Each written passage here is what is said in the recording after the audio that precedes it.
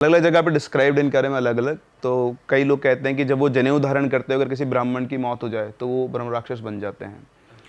या फिर ऐसा बोलते हैं कि इस तरह कोई स्कॉलर पंडित है, अगर उनकी डेथ हो गई और कोई उनके मन में कुछ रह गया है, कोई इच्छा रह गई है, तो वो ब्रह्म राक्षस बनते हैं। अनटाइमली डेथ, जिसको अनटाइमली डेथ होती है। और मतलब स्कॉलर्स होते हैं, ऐसा नहीं कि हर ब्राह्मण ब्रह्म राक्षस बन सकते हैं, मतलब वो हाई लेवल स्कॉलर्स होते हैं जिन्होंने सारे वेद पुराण सब सारा ज्ञान होता है उनको बढ़िया, और वो ब्रह्म राक्षस बनते हैं। और ये इतने फियर्स होते हैं ना कि अगर किसी के पीछे पड़ गए तो दुनिया की कोई ताकत, मतलब दुनिया की कोई ताकत उसे नहीं छुड़ा सकती। मतलब जो भी, हाँ, वो अपनी मर्जी के मालिक हैं। वैसे वो बहुत शांत होते हैं, वो किसी को परेशान नहीं करते। वो जहाँ है वहाँ, मैं आपको बता दूँ, ऐसा लिखा गया है, मतलब अलग अलग जगह मैंने पढ़ा है कि वो जनरली पीपल के पेड़ में रहते हैं। और ऐसा कहते हैं हिंदू पुराणों में कि पीपल के पेड़ में ब्रह्मा जी का भी निवास होता है। तो इसको पहचानने का भी तरीका होता है। मतलब बेसिकली अगर एक पेड़ नीचे से तने से हरा भरा है और ऊपर से सूख रहा है तो दैट मीन्स उसमें ब्रह्म राक्षस का वास होता है, ऐसा कहा जाता है। और नाम भी उन्हीं से रिलेटेड है। नाम भी नहीं, अगर वो पेड़ नीचे से सूखा हुआ और ऊपर से हरा भरा है तो कहते हैं कि उसमें ब्रह्मा जी का निवास है। अगर वो नॉर्मल है, ऊपर नीचे दोनों से हरा भरा है, दोनों से सूखा हुआ है, तो एक नॉर्मल पेड़ है। लेकिन अगर वो नीचे से हरा भरा और ऊपर से सूखा हुआ है तो ऐसा बोलते हैं कि उसके अंदर ब्रह्म राक्षस का निवास हो सकता है। तो ऐसा कहा जाता है। तो ऐसी एक स्टोरी है जो मेरे साथ शेयर की थी किसी ने बहुत टाइम पहले, और उनका सामना हुआ था एक ऐसी एंटिटी से, और उस प्रोसेस में एक आदमी की जान भी चली गई थी। सो आई होप आप लोगों को स्टोरी पसंद आने वाली है। बिल्कुल सर, स्टार्टिंग से सर मज़ेदार। तो ये एक बक्सर डिस्ट्रिक्ट है बिहार में, उसके पास में एक गांव है। उस गांव का नाम है, गांव में एक छोटा पार्ट है, उसका नाम है उपाध्याय का टोला। तो उपाध्याय का टोला नाम से तो लग रहा है कि वहाँ पे सभी लोग जो रहते हैं उपाध्याय होते हैं। तो उपाध्याय बेसिकली स्कॉलर ब्राह्मण्स होते हैं। तो ऐसे ही पूरा एक गांव था। तो वहाँ पे एक पंडित जी रहते थे, उनका नाम था रमाकांत जी। तो रमाकांत जी जो थे उनके 2 बेटे थे। तो उनकी माली हालत ऐसी बहुत ज़्यादा अच्छी नहीं थी, छोटा सा गाँव था। तो उनका एक बेटा आर्मी में चला गया। तो आर्मी में गया, उसकी सैलरी वैलरी आना शुरू हुई धीरे धीरे, तो थोड़ा घर को सपोर्ट करने लगा। तो उनका डिस्कशन हुआ कि यार चलो करते हैं, हम बहुत दिनों से एक छोटे से घर में रहते हैं सभी लोग, झोपड़ी टाइप कच्चा घर था, तो अपन लोग गांव में एक मकान ले लेते हैं। तो उस टाइम पर, अच्छा मेरे पास फ़ोटोज़ भी मैं आपसे शेयर करूंगा, आप वो भी दिखा सकते हैं। मतलब अब तो चेंज हो गया उसमें बहुत कुछ। तो एक घर था, वो घर पहले वो ब्रिटिश टाइम का घर बना हुआ था, तो उसमें शायद वो उस टाइम अंग्रेज रहा करते होंगे, उसके बाद वो खाली पड़ा हुआ था। तो किसी का मालिकाना हक था उसके ऊपर, वो उनके पास गए, उन्होंने बातचीत की, तो उनकी डील हो गई। तो डील हो गई तो बोला अब ये घर अपन ले लेंगे। तो बेटे से बोला, पेमेंट वेमेंट हुआ, और अच्छा उन्होंने क्या, किसी से पूछा ज़्यादा नहीं उस घर के बारे में। घर खाली पड़ा था बहुत टाइम से, तो गांव वाले को भी ऐसा कुछ कोई आइडिया नहीं था कि हाँ खाली पड़ा है, कोई रहता तो है नहीं। तो उन्होंने ले लिया घर। अब उस घर में क्या था, घर के जस्ट बरामदे के अंदर एक बहुत बड़ा पीपल का पेड़ था। तो बिल्कुल घर की खिड़की खुलते हुए वहाँ पे दिखता था। तो घर लिया, सभी को बुलाया, गांव में सभी लोग आते हैं, तो सभी के सभी पंडित। अब वहाँ पर सत्यनारायण भगवान की पूजा हुई। तो बीच में घर में हवन लगा, और सत्यनारायण भगवान की पूजा के लिए पंडित जी आके बैठे, और उन्होंने अपने वो श्लोक बोलना शुरू किए। अब जनरली जब भी हम हवन करते हैं आंख बंद करके श्लोक बोलते हैं, तो सभी वहाँ पे पंडित थे, सभी अपने आंख में मस्त मंत्रमुग्ध हो जाते हैं। वो जैसे किसी को अगर रॉक म्यूजिक पसंद है तो वो जब रॉक म्यूजिक में गया तो आंख बंद करके झूमना शुरू करता है। तो जितने ब्राह्मण लोग सब आंख बंद करके बस अपने मन में श्लोक पढ़े जा रहे थे। अब जो मेन पंडित जो श्लोक पढ़ रहे थे, उन्हीं के साथ साथ एक और आवाज़ पूरे हॉल के अंदर गूंज रही थी, बहुत मीठी आवाज़। मतलब आप ऐसा बोल सकते हो कि देवी आवाज़ होती है ना, कि जो सब झूम जाए आदमी, तो ऐसे बहुत अच्छे तरीके से और बहुत सही प्रोनाउंसिएशन से संस्कृत के अंदर कोई श्लोक बोल रहा है। तो जो पंडित जी थे वो खुद बोलते बोलते रुक गए। उन्होंने चारों तरफ देखा, भी बोल कौन रहा है, मुझसे भी अच्छा बोल रहा है। तो चारों तरफ देखे, सभी अपनी आंखें बंद करके बैठे हुए हैं। उनको लगा हो सकता है कोई बोल रहा होगा, तो उन्होंने फिर अपनी आंख बंद की और अपना पूरा प्रोसेस किया। तो इस तरह से वहाँ पर पूजा कंप्लीट हुई। अब पूजा कंप्लीट होने के बाद ये सब लोग वहाँ पर रहने आ गए। तो जो लड़का था आर्मी वाला, वो तो वापस चला गया अपनी जॉब पे। इनका दूसरा बेटा था और इनकी वाइफ। अब ये 3 लोग उस घर के अंदर रहते थे। तो ये रहने लगे, ऐसा नॉर्मल चल रहा था सब कुछ, ऐसी कोई दिक्कत नहीं थी। फिर ये लोग लहसुन प्याज खाते थे। जनरली कुछ ब्राह्मण्स होते हैं जो लहसुन प्याज नहीं खाते हैं। तो इनकी जो वाइफ थी वो खाना बना रही थी, और वो लहसुन प्याज छील के बैठी हुई थी। उसने चूल्हा जलाया, और वो चूल्हा जलाया माचिस से, चूल्हा जले ही नहीं। उसने फिर चूल्हा जलाया, फिर नहीं जला। तो परेशान हो गई वो, मतलब उसने इवन मिट्टी का तेल डाल के जलाने की कोशिश की, नहीं जला। तो जब थक हार गई तो उसके पीछे से आवाज़ आई कि इस घर में लहसुन प्याज नहीं चलते। उसने बिहारी एक्सेंट में बोला था, वो एक्सेंट तो मैं भूल गया हूँ कैसे बोलते हैं, बट उसने बोला कि इस घर में लहसुन प्याज नहीं बनेगा। तो पीछे घूम के देखा उसने, कौन बोला, तो कोई नहीं था वहाँ पे। उसने फिर चूल्हा जलाने की कोशिश की तो बोलते सुनाई नहीं देता तेरे को, इस घर में लहसुन प्याज नहीं चलेगा। अब उसको जब दूसरी बार आवाज़ आई ना तो उसको कुछ समझ नहीं आया, तो उठी और भाग गई घर से बाहर, और बाहर जाके बैठ गई अपने घर के बाहर, क्योंकि उसके हस्बैंड भी नहीं थे, बेटा भी नहीं था। फिर शाम को उसके हस्बैंड आए तो उन्होंने उससे पूछा कि तुम बाहर क्यों बैठी हो, तो बोलती कि मैं घर पे खाना बना रही थी और ऐसी ऐसी मुझे आवाज़ आई। तो उसने तो पागल हो गई क्या, ऐसा कुछ नहीं होता, चल अंदर। फिर वो अंदर गए, सब ठीक है, कुछ भी कोई दिक्कत नहीं, सब कुछ नॉर्मल है। तो इस तरह से एक इंसिडेंट उनके साथ ये हुआ, उनको, उनकी वाइफ को हुआ, वो घबराई हुई रहती थी। पर उस दिन के बाद से उन्होंने अपने घर में कभी भी लहसुन और प्याज छोड़ दिया, उन्होंने लाना ये सारे फेंक दिए और अपने पति को बोल दिया घर में लहसुन प्याज नहीं आएंगे, ठीक है। फिर इनका जो लड़का था उसकी एज ज़्यादा नहीं थी, 22-23 साल का होगा। तो एक दिन ये रमाकांत जी ऐसे गांव में घूम रहे थे, तो इनको रमाकांत जी उसने बोला कि आपका बेटा तो वहाँ लेटा हुआ है, वो चौबारा वगैरह कुछ बोलते हैं उसको। तो गए वहाँ पर, देखा तो उनका बेटा बिल्कुल नशे में धुत।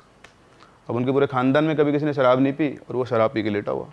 और रमाकांत जी का गुस्सा हो गया, उन्होंने उसको उठाया, हरामजादे, पूरे खानदान में आज तक शराब को हाथ नहीं लगा, तो शराब पी के बैठा हुआ है। तो उसने पता नहीं कहाँ दोस्तों के साथ कैसे करे शराब पी ली। अब उसको नशे में पड़ा हुआ था, रमाकांत जी से क्या बोले, गुस्सा तो उनको बहुत आ रहा था। तो उसको उठा के घर पे ले आए। अब घर पे लाके उसको लिटा दिया, जैसे वो घर पे आया लेटा सो गया आराम से, कोई दिक्कत नहीं। तो रमाकांत जी को बहुत गुस्सा आया, उनकी बीवी को बहुत गुस्सा आया और किसी और को भी बहुत गुस्सा आया। अब रात को करीबन 3:45 या 3-3:30 बजे के आसपास, तो उनकी जो मदर थी, वो उनकी वाइफ रमाकांत जी की, वो उठी टॉयलेट करने के लिए। तो जैसे वो घर के जो हॉल था बेसिकली, उसमें खिड़की में पहुंची, तो पहुंचते उनको बहुत तेज़ चीख निकली। उस पीपल के पेड़ पर उनका बेटा लटका हुआ था और उसकी जो टहनियाँ होती है ना, उसी से उसका गला घुट कर वो लटका, उसकी लाश लटकी हुई थी। वो तो देखते बेहोश, उसकी आवाज़ सुनते ही रमाकांत जी भागते हुए आए। रमाकांत जी ने आके देखा, वो भी बहुत तेज चिल्ला है और रोना पीटना मच गया। आसपास के घर वाले आए, पूरे गांव में खबर फैल गई कि इस तरह से रमाकांत जी का लड़का पीपल के पेड़ पे मारा गया है। और अब मारा गया तो किसी को समझ में नहीं आया कि चक्कर क्या चल रहा है भाई साहब। अच्छा, इससे एक पहले एक छोटा सा पॉइंट में मिस कर गया हूँ। ये पूजा वूजा हो गई ना, उसके बाद यहाँ पर एक मंदिर था, ब्रह्म मंदिर बोलते थे उसको। तो वहाँ पर ही रमाकांत जी, इनके पास में एक और उपाध्याय जी रहते थे, उनके साथ गए थे। तो दोनों वहाँ गए, तो वहाँ पर उनको एक साधु मिले। वो साधु को उन्होंने पहले कभी गांव में नहीं देखा था। तो ऐसे जैसे पंडित थे, तो देखा साधु के पैर वैर छुए, बोले महाराज आशीर्वाद दीजिए। तो महाराज गुस्से में आके बोलते हैं, उनसे बोले कि जब भी जीवन में कोई बड़ा काम करो ना, तो अपने घर के बड़ों से बात ज़रूर करनी चाहिए, और अगर तुम मकान खरीद रहे हो तो उसके बारे में ज़रूर से बात करनी चाहिए। ऐसे आंख बंद करके मकान नहीं खरीदना चाहिए। तो अब रमाकांत जी ने मकान तो खरीदा था, पर उनको कुछ बात समझ में नहीं आई। तो उन्होंने पूछा, महाराज आप क्या कहना चाहते हो, मैं समझ नहीं पा रहा हूँ। तो उन्होंने बोला कि ब्रह्म राक्षस की आत्मा 24 साल से मुक्ति मांग रही है, अब तो तुम्हारा भला बजरंगबली कर सकते हैं। इतना बोल दिया, उसके बाद चुप हो गया। और रमाकांत सोचा नया नया मकान लिया है, ज़्यादा कुछ पूछूंगा दिक्कत हो गई, तो वो चुपचाप अपना उठ के आ गया। उसको बात तो समझ में नहीं आई। लेकिन अब वो आज कनेक्ट कर पा रहे थे, तो पूरे गांव में खबर फैल गई कि भैया इनके घर में ब्रह्म राक्षस है, क्योंकि वो जो उपाध्याय जी तो उनके सामने बात बोली गई थी। तो अब लड़के की डेथ के बाद अब वो कार्यक्रम समझ में नहीं आ रहा, कोई कारण तो दिखे कि क्यों वो लटका है वहाँ पे जाके। तो वो उनको याद आए वही महाराज, वो वापस से उन महाराज को ढूंढने गए। तो वहाँ पे जाके देखा तो वो महाराज वहीं बैठे हुए थे। तो जाते उनके पैरों में पड़ गए, रोने लग गए, महाराज मेरा बेटा चला गया और आपने मुझे आगाह बताया क्यों नहीं। तो उन्होंने बोला कि वो ब्रह्म राक्षस है, उसकी जैसी इच्छा होती है ना वो वैसा करता है, वो बहुत शक्तिशाली है, तुम उसका कुछ नहीं कर सकते। उसको जब गुस्सा आता है ना, तो वो अपने जो भी शिकार है उसका, जिसके ऊपर गुस्सा आया है, उसको अपने हिसाब से मृत्यु देता है। तुम्हारे बेटे ने गलती की और उसको गुस्सा आ गया, इसलिए वो गया। तो उसने बोला महाराज मैं क्या करूं, घर छोड़ दूं। तो उन्होंने बोला तुम घर छोड़ दो, कुछ भी छोड़ दो, कोई फर्क नहीं पड़ता, तुमने उस ब्रह्म राक्षस को जगाया है और अब तुम्हें उसको मुक्ति दिलानी होगी। जाओ बजरंगबली का आह्वान करो, अब वही तुमको बचा सकते हैं, बाकी दुनिया की कोई ताकत तुम्हें नहीं बचा सकती। तो उन्होंने बोला महाराज मैं क्या करूं। बोला अनुष्ठान करो, अपने ऊपर भरोसा रखो, भगवान पे भरोसा रखो, अगर भगवान की कृपा रही तो शायद तुम उससे बच पाओ, उसे मुक्ति मिल गई, तुमने अगर उसे मुक्ति दिलवा दी तो वो चला जाएगा, वरना तुम्हें तो कोई नहीं बचा सकता। सर इसकी वैसे पावर, सॉरी मैं काट रहा हूँ बीच में स्टोरी, कि अगर इसकी पावर के बारे में बात करें ब्रह्म राक्षस की, तो आप बता सकते हो थोड़ा क्या कितना पावरफुल होता है ये? बहुत एक्सट्रीम पावरफुल होते हैं, एक्सट्रीम पावरफुल। मतलब अगर आप जैसा बताया गया है कि 8 से 9 फीट के आसपास की हाइट हो जाती है विजुअल जब आते हैं तो। और इसमें स्टोरी में भी डिस्क्राइब किया गया उनको। और ऐसा कहते हैं कि 2 ऐसे सींग से निकले हुए होते हैं जो राक्षस को दिखाते हैं। जनेऊ हमेशा होती है पहनी हुई, और बाकी तो पंडित का फेस होता है पूरा, टीका जरूर लगा हुआ होता है सिर के ऊपर। तो जो ब्राह्मण और राक्षस का मिक्सचर वो होते हैं पूरा।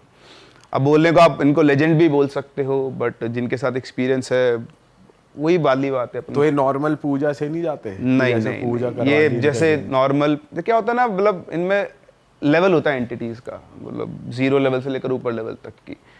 तो ये लेडर में बहुत ऊपर होते हैं, तो हर कोई इनको कंट्रोल ही नहीं कर सकता ना, दिक्कत है। तो मंत्र का ज्यादा असर नहीं होगा इन पे? इनको कंट्रोल करने के लिए मतलब जो कंट्रोल कर रहा है उसका मीडियम भी बहुत हाई होना चाहिए। जैसे सीधा या तो किसी बड़े देवता से वो कनेक्ट हो रहा है, क्योंकि लेडर में देवता थोड़ा सा नीचे हैं बस। अच्छा। तो इसलिए तो वो उनको पावर इसीलिए मिल जाती है क्योंकि वो इतने बड़े स्कॉलर्स होते हैं ना, तो उनका जो मेंटल लेवल होता है, जो मेडिटेशन लेवल, जो अपन स्पिरिचुअल लेवल जो बोलते हैं, वो बहुत हाई होता है। तब एक नॉर्मल आदमी जो ट्रैप में फंसा हुआ है वो कहाँ उस स्पिरिचुअल लेवल को कनेक्ट कर सकता है। और आप ये भी कह रहे थे कि वो आपके साथ साथ वो कुछ भी आप हाँ, आप जो भी मंत्र बोलेंगे, आप हनुमान चालीसा बोले, वो आपके साथ साथ बोले। मतलब वो डरेंगे नहीं? नहीं, आप हनुमान चालीसा बोलो, वो आपसे ज्यादा स्पष्ट और अच्छे प्रोनाउंसिएशन के अंदर बोलेंगे। आप संस्कृत का कोई श्लोक बोलो, वो आपके साथ साथ बोलेंगे, अगर वो वहां होंगे तो। बाप रे, तो सर उनसे बचा कैसे जाए? मतलब अगर उनके खुश करके रखो उनके मतलब हिसाब से चलो तो वो आपको तंग नहीं करेंगे? नहीं, ऐसे नहीं कि वो चलते फिरते आदमी को पकड़ लेते हो।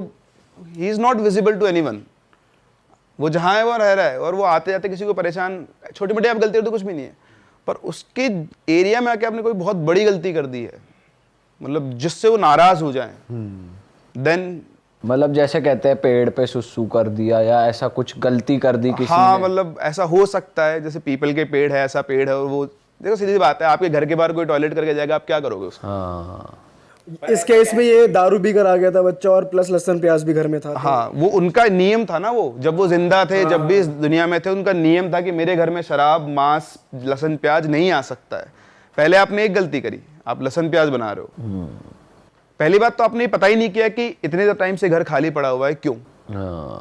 चलो आप आए, आपको एक बार उसने आगाह कर दिया कि लहसुन प्याज मत बनाओ उस घर के अंदर, फिर आपने इग्नोर कर दिया। अब क्या बोलेगा अगला? फिर आपका बेटा दारू पी के आ गया, तो वो उनके लिए तो उनके नियम टूट गए ना, तो आ गया गुस्सा। कहानी पे आगे बढ़ते हैं। हाँ तो भाई पॉडकास्ट में बहुत बढ़िया माहौल बना हुआ है ना, आगे इससे भी ज़्यादा इंटरेस्टिंग बातें होने वाली, लेकिन उससे पहले आप ये वाली बात सुन लो भाई। रियल 11 पे आप लोग थोड़ा सा कंफ्यूज हो रहे हो ना हाँ और ना में, तो भाई आप जाके काम करो, प्रो प्ले खेल लो। यहाँ पर भी आपको मैच के अराउंड बहुत ईजी क्वेश्चन के आंसर देने, और आप जीत सकते हो लाखों। और सबसे बढ़िया चीज़ इसकी ये है कि आप यहाँ पे अपने हिसाब से स्लॉट और अमाउंट सेट कर सकते हो, यानी कि जितना भी आपकी धनराशि आप जीतने वाले हो आपको वहाँ पहले ही दिख जाएगी, और जो दिखेगी वही आपको मिलेगी विदाउट एनी डिडक्शंस। ठीक है, समझ गए ना? तो जल्दी जाओ डाउनलोड कर लो, रियल 11 का लिंक नीचे डिस्क्रिप्शन में है। चलो अब पॉडकास्ट आगे बढ़ाते हैं, पूरा देखना है एंड तक। चलो अब रमाकांत जी और उपाध्याय जी दोनों वापस घर पे आए, तो उपाध्याय जी ने रमाकांत जी से बोला, रमाकांत जी आप तो एक काम करो, बैठो, अनुष्ठान करते हैं। और अच्छा, उन्होंने कहा था कि आपको मतलब रुकना नहीं है, आपने एक बार शुरू कर दिया ना, पता नहीं कब आएगा, कब होगा, कब, बस करते जाना है। तो उन्होंने अपना नियम बांध लिया, उन्होंने शुरू किया साथ में, रमाकांत जी ने, उपाध्याय जी ने अनुष्ठान करना। तो हनुमान जी का हनुमान अष्टक होता है, एक हनुमान कवच, हनुमान चालीसा, अंजनेय स्तोत्रम, ऐसे बहुत सारी चीज़ें होती है संस्कृत के अंदर, तो एक एक करके सबको पढ़ते थे। तो बैठे पूरा प्रॉपर उन्होंने अपना पूजा रूम सेटअप किया अपने रूम के अंदर जाके, और वहाँ पे उन्होंने शुरू किया। पहले दिन दोनों ने बैठ के किया। अब जैसे उन्होंने श्लोक गाना शुरू किए, श्लोक उधर से भी आना शुरू हुआ, और श्लोक आ रहे थे पीपल के पेड़ की तरफ से, मतलब जो खिड़की थी वहाँ से आवाज़ आ रही थी। तो अब तो पता ही था सबको, तो वहाँ पे श्लोक चल रहा है। वो घबरा गए शुरू करते ही। आप सोचो, आप भगवान की पूजा करने बैठे हो, आपको पता है कि ऐसी एंटिटी आपके आसपास है, और आपने शुरू किया और वही आवाज़ आपके साथ भी आने लग गई। तो बेसिकली उसको विचलित करना चाह रहे थे शुरुआत में, क्योंकि वो डिटर्मिनेशन देखते हैं इंसान का बहुत। तो जैसे वो आवाज़ आई, दोनों घबराए दोस्त। फिर इधर उपाध्याय जी बोले, रमाकांत जी भगवान पे भरोसा रखो, हनुमान जी साथ में, आप तो करो, मैं भी आपके साथ बैठा हूँ। तो पूरे दिन बैठ के उन्होंने अपना वो पूरा कंप्लीट किया। फिर उसके बाद शाम हुई, तो वो उपाध्याय जी बोले कि रमाकांत जी बस ऐसे ही रोज़ाना आपको करना है। वो भी कब तक बैठ पाएंगे, रोज़ तो नहीं बैठ सकते, उनके भी काम धंधे वगैरह सब कुछ है। तो बोले कि आपको कंटिन्यू करना है, कभी ज़रूरत पड़े मुझे बुला लेना। तो अब उधर रमाकांत जी ने नियम बांध दिया। वो रोज़ सुबह उठते और घर के अंदर रोज़ाना श्लोक चालू और उधर से आवाज़ चालू, दोनों सेम काम साथ साथ चलते थे। 107 दिनों तक लगातार उन्होंने ये काम किया। अब इमेजिन करें 107 दिन का उनका पूरा दिनचर्या बन गई थी, ये खाना वाना खा पी के अपना सब कुछ करके 107 दिन तक कुछ भी नहीं हुआ। 108वें दिन वो पूजा कर रहे थे और पूजा कर रहे थे तभी उन्हें ऐसा लगा कि उनके पीछे कोई खड़ा है ना, पीछे कोई खड़ा तो आपको सेंसेस तो हो ही जाते हैं। तो उनको लगा कोई पीछे खड़ा हो, जैसे उन्होंने पीछे घूम के देखे तो उनके पीछे एक आदमी बैठा हुआ था, मतलब वही ब्रह्म राक्षस के साथ साक्षात था। तो जैसा डिस्क्रिप्शन दिया उन्होंने कि करीबन 7-8 फीट का आदमी से बैठा हुआ है और उसके सब जगह खून लगा हुआ है, मतलब, और वही 2 सींग ऐसे निकले हुए हैं और वो बहुत खतरनाक आंखों से उनको घूर रहा है। वो कुछ ना कुछ संस्कृत में बड़बड़ाया और जितना कुछ बोला रमाकांत जी बेहोश।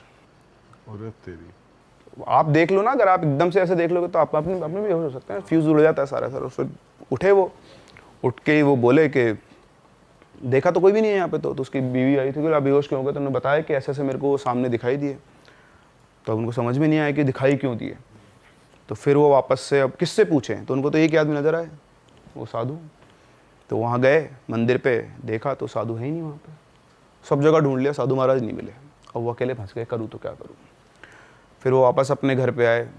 अब उनका अनुष्ठान भी टूट गया, अब वो समझ में नहीं आ रहा उनको क्या करना है। तो वो सोए आके, जैसे उनको नींद आई ना, एकदम से उनकी आँख खुली और आँख खुल के उनको ऐसा लगा कि अपने आप ही वो उस पीपल के पेड़ के वहाँ चले जाएं। उनको ऐसा फील हुआ अपने आप से, कोई आप बोले एनलाइटनमेंट हुआ या फिर ऐसा कोई ऑर्डर आया। उठे और वहाँ जाके और पीपल के पेड़ के पास खड़े हो गए। फिर उनका मन किया कि मैं यहाँ बैठ के पूजा करूँ। तो वो अपना सारा उन्होंने सेटअप किया वापस से, हवन वगैरह सब, और वो बैठ गए उसके अंदर पूजा करने। और जैसे उन्होंने अनुष्ठान शुरू किया, उनकी नज़र पड़ी पर पीपल की डाल पर, तो वहाँ पर वही ब्रह्म राक्षस बैठा हुआ था पीपल की डाल के ऊपर। वो इनको घूरे जा रहा। अब इनकी हालत ख़राब, इनको डर लगे बुरी तरह से कि यार सामने वो बैठा हुआ है, क्या करेगा ये मेरा। पर इनका निश्चय, दृढ़ निश्चय कि नहीं, अब तो मैं अनुष्ठान पूरा करूँगा। और उन्होंने वहाँ पर बैठकर सारा अनुष्ठान करना शुरू किया। और इधर ये करे और उधर से वहाँ से आवाज़ चालू। और अब आवाज़ जितने लोग खड़े सबको सुनाई आ रही है। ऐसा नहीं कि सिर्फ अकेले को सुनाई आ रही है। अच्छा। दिख रहा किसी को नहीं, दिख रहा एक ही इंसान को है, लेकिन सबके सब अनुष्ठान कर रहे हैं, पूजा चल रही है साथ साथ में। फिर बहुत देर तक वो करते हैं। फिर उनको सामने से एक ऐसे रोशनी से चलती दिखाती आई और एकदम से वो रोशनी आके ऐसे फैल गई। रमाकांत जी बेहोश, उसके बाद सब कुछ शांत। वो दोबारा उठे, उठ के देखा तो उन्हें वो कहीं दिखाई नहीं दिया। मतलब जो एनवायरनमेंट था वो बहुत लाइट हो चुका था उनके लिए। करीबन सुबह 4-5 बजे तक का ये सारा प्रोसेस चला उनका। फिर वो सीधे उठे और अपने वो उपाध्याय जी ने डिस्कस किया आपस में, वापस से वहाँ गए मंदिर। तो मंदिर पे वही साधु बैठे हुए।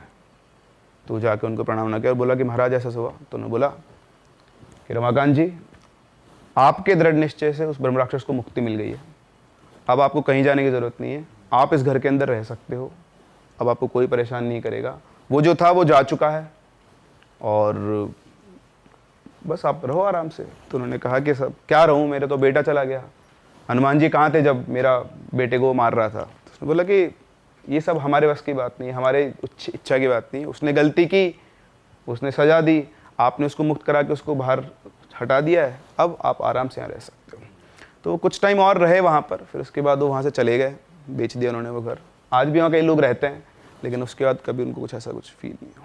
सर आपको ये स्टोरी किसने भेजी थी, मतलब किसने शेयर करी? किसी क्लोज नहीं उनके? नहीं। अच्छा, क्लोज ने तो नहीं, पर उन्होंने प्रूफ्स भेजे हैं, वो जगह भेजी है, और जिन्होंने भेजी है वो दिल्ली से बिलोंग करते हैं। अरे बाप रे। ऐसी और स्टोरीज हैं ब्रह्म राक्षस पे। तो मतलब थोड़े दिन पहले भी मैंने एक पढ़ा था, पर उसमें वो मुझे ऐसा लगता है कि वो तो थोड़ा अलग वो है मैडम। उसमें क्या था कि बच्चा था, गाँव से आया था और घर वालों पढ़ाई लिखाई में थोड़ा ठीक नहीं था वो।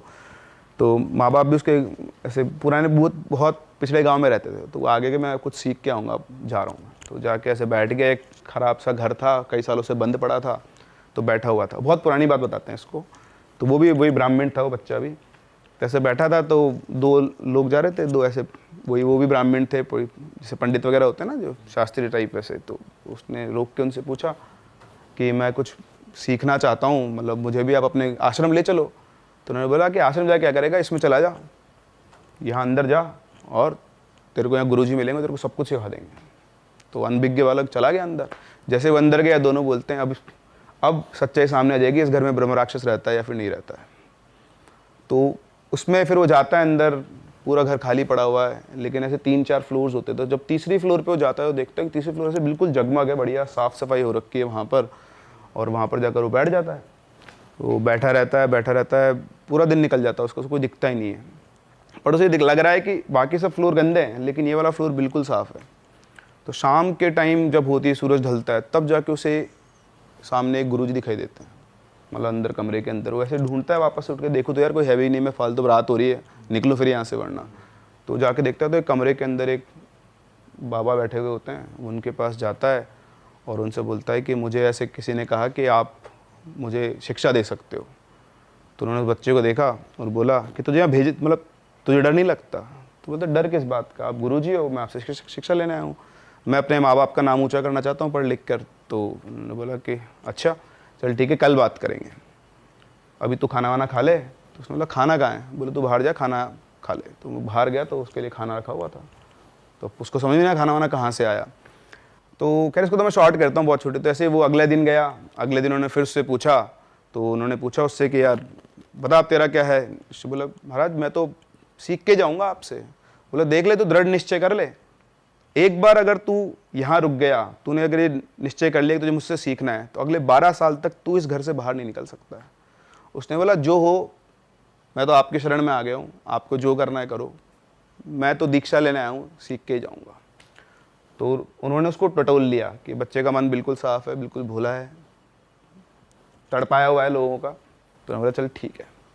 फिर उन्होंने उसको सिखाना शुरू किया। 12 साल तक उन्होंने सिखाया उसको, मतलब 12 साल में उसको जितने भी वेद थे या सबका ज्ञान दे दिया। फिर जब लास्ट दिन था, तब उन गुरुजी ने उससे बोला कि बेटा अब तेरी शिक्षा पूरी हो गई है, अब तू जा और अपने माँ बाप के पास जा, तेरे को जहाँ जाना है अच्छे कर्म करना, और अब शायद दोबारा तो मैं तुझसे कभी नहीं मिल पाऊँगा। तो लास्ट मोमेंट था। तो उसने बोला कि आप ऐसा क्यों बोल रहे कि आप मुझसे नहीं मिल पाओगे? तो उन्होंने बताया कि मैं एक ब्रह्म राक्षस हूँ, और ये मेरा एक काम अटका हुआ था कि मुझे जो कुछ मुझे आता है मुझे अपने एक शिष्य को देना था। तू मेरे पास आया, तेरा निश्चय दृढ़ था, तेरा मन साफ था, इसलिए मैंने तुझे सब कुछ सिखा दिया है। अब मुझे मुक्ति मिल गई है, तो ये मेरा आखिरी दिन है, और अब मैंने जो तुझे सिखाया है वो मतलब लोगों के भले काम के लिए करना। और इतना कह के बाबा जी गायब। ये भी सच्ची कहानी है? अब ये मैंने पढ़ी थी, इसका मैं ऑथेंटिसिटी नहीं बोल सकता। मतलब किसी ने भेजी थी या नहीं, ये मैंने कहीं बहुत पुरान टाइप से ढूंढ के वहाँ से ऐसे रिसर्च कर रहा था दिन बैठ के। पर उस बच्चे को वो नॉर्मल गुरुजी के रूप में ही दिखे, ऐसे नहीं दिखे? नहीं, सीइंग विंग जैसे हाँ, वो डिस्क्रिप्शन आप दे रहे थे पहले। वो हर किसी के, वही ना कह रहा हूँ मैं, किसके सामने कैसे अपेयर होना है वो उनकी मर्जी है, और वो कैसा एनलाइटमेंट है। तो मेरे हिसाब से इनमें भी अलग अलग होते होंगे, आई डोंट नो। ये ब्रह्म राक्षस का गुड साइड है। हाँ, ये गुड साइड भी है। हाँ, तो ये मैंने पढ़ा था, इसकी मैं ऑथेंटिसिटी भी कुछ नहीं बोल सकता। वैसे सर कोई अगर आ जाए, कोई दिख जाए ऐसे सीइंग वाले रूप में, तो ऐसी की तैसी निकल जाए अगले आदमी। मेरे से वो बोलते हैं ना बेहोश, इसीलिए हो जाता है। आप अनइमेजिनेबल जब सामने आ गया, अब हो सकता है, वैसे तो आएगा ही नहीं, मैं इसमें तो मैं पक्का हूँ, ऐसे नहीं दिखते आपको। अगर बाय चांस कभी ऐसे आपके आगे हुआ कि भाई, तो ऐसे एक नहीं, आपने अगर देखो पूरी स्टोरी को देखा हो तो मैनिफेस्टेशन बहुत लेट हुआ था, आपको एकदम से कुछ नहीं दिख रहा है, और जिसको दिखा वो बताने के लिए बचा नहीं था, क्योंकि उसने गलती की थी। सही कह रहे हो। तो वो उसके लिए वो कोई बहुत बड़ी गलती नहीं थी, पर अब जिस एंटिटी के जो नियम थे उसके थे यार, वो रहता था वहाँ पे, उसके नियम थे, आपने तोड़ दिया तो उसके लिए उसने सजा उसका है। वो तो वो वैसे बहुत शांत होता है ऐसा बोलते हैं, बट जब गुस्सा आ जाए तो फिर वो किसी के वो नहीं। बट अगर वो घर छोड़ देते तो भी वो ब्रह्म राक्षस हाँ, छोड़ता नहीं उन्हें? नहीं। हाँ, कि उसने ही जगाया है तो वो ही वो तो ऐसे है ना, उसको कोई कंट्रोल ही नहीं कर सकता। अब आज हल्क छोड़ दो आप, वो बड़ा वाला हल्क, अब उसको कौन कंट्रोल कर लेगा? सही बात है सर। तो वो वाली कहानी है उसकी। तो मेरे को तो यही लगता है सिस्टम कुछ ऐसा ही उसका खतरनाक वाला। सर मूव ऑन करते हैं नेक्स्ट स्टोरी पे। तो मैं आपको एक तांत्रिक की स्टोरी सुनाता हूँ बहुत बढ़िया। अच्छा, आप तांत्रिक वर्ड आपके सामने जब आता है आपको क्या लगता है? जो ब्लैक मैजिक करते हैं या फिर हटाते हैं। सर हमारे माइंड में तो पिक्चर बनती है शमशान घाट पे वो मुंडी लेके और मंत्र जाप हो रहा है, या फिर डॉल है उसमें वो सुई गड़ रही है। जैसे मान लो बाहर एक तांत्रिक आए, बोले कि मैं थोड़ी देर आपके घर में रुकना चाहता हूँ, बैठना चाहता हूँ, आप उसे आने दोगे? नहीं। सर देखो, अगर हमारे आगे आ गए वो, तो हम तो ऐसा कुछ करेंगे कि जैसे एंट्री तो नहीं दे पाएंगे, लेकिन एक ही दान, उनको बुरा भी ना लगे कुछ दान वान में माफी वाफी मांग लेंगे कि तो क्योंकि तांत्रिक की इमेज ही यही होती है। हाँ, क्योंकि हम जब सबसे ज़्यादा मूवीज और इन सबसे इंस्पायर्ड होते हैं, हमने जिस भी मूवी जब भी तांत्रिक देखा है तो वैसा ही होता है, जो ओकल्ट होता है बेसिकली, आत्माएं पकड़ना और किसी के ऊपर कुछ करवा देना। और ऐसे कई लोगों के पास सिद्धियाँ होती है, वो वैसे भी गलत यूज़ करते हैं उनका, बट गलत यूज़ करते हैं तो लास्ट में जाके उनके साथ भी गलत होता ही है। तो आपको बहुत सारे एक्सपीरियंसेस में दिख भी जाएगा। लेकिन इनका एक कुछ ऐसे भी होते हैं, इनका बहुत बेटर साइड होता है, बहुत अच्छा साइड होता है। कुछ लोग अपने खुद के नॉलेज के गेन करने के लिए, कुछ लोगों का भला करने के लिए ऐसे काम करते, मतलब tantra is basically a science. तो ऐसा बोला जाता है। फिर अगेन मैं फिर भी एलिजिबल नहीं हूँ, बट मैंने जितना सुना देखा उसके हिसाब से बोल रहा हूँ कि it is a science to connect with higher beings और लोअर बींग्स। मतलब आपके पास मीडियम से, आज आपको किसी से यूएस में बात करनी था, ऑब्वियसली फ़ोन से करोगे या नेट से करोगे, तो मीडियम में कनेक्ट करने का। तो ऐसे ही tantra is like, tantra is tool. आपके पास टूल है, तो तंत्रा क्या होता है, छोटा रास्ता होता है। अब उसके बहुत सारे फॉर्म्स होते हैं, वो तो बड़े गुरुजी बताएंगे, तो मैंने जितना सीखा है बेसिकली क्या होता है, एक सही साइड भी होता है। कुछ लोग जो होते हैं बहुत अच्छे, जो मेरे से अपनी बात भी हुई थी कि कई लोग जो इनको भगाते हैं या ठीक करते हैं लोगों को जिनके साथ कुछ इशू होता है। तो ऐसी एक स्टोरी है।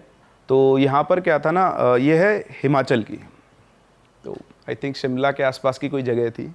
तो वहाँ पे एक व्यवसायी, मतलब छोटा व्यापारी था। व्यापारी कहता हूँ, उनका टेंट वगैरह का काम था। तो टेंट हाउस का पूरा अच्छा खासा काम था। उनके 2 बच्चे थे।